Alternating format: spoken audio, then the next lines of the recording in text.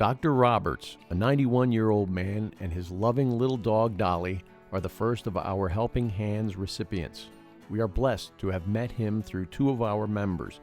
So, our Massachusetts Jure Assembly decided to donate several gift baskets containing household supplies, organic food, a treat basket full of chocolate goodies, and a doggy gift basket for Dolly.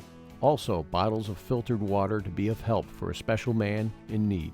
Dr. Robert was so grateful for the donations from our Helping Hands Massachusetts Jure Assembly team. We are just people helping people in need, and we now have a good friend forever. We heard about Dr. Robert in November from a couple of our members.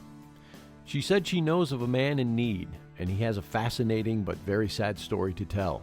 We have been documenting his story over our visits and phone calls over the last couple of months. On our first trip to Dr. Robert's home, we found out he was living in 2 rooms of a large home, and he only had power in those 2 rooms as power had been shut off. He had no running water.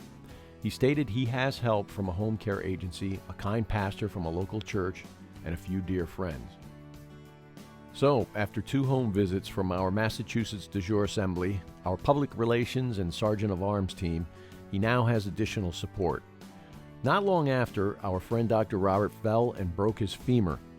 He was put in a nursing/rehab home. He's currently on the mend and doing well.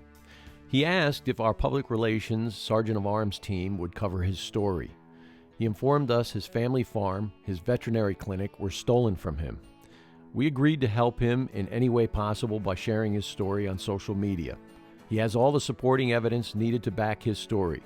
He is indeed a special man who needs our help. As stated before, Helping Hands is about helping people.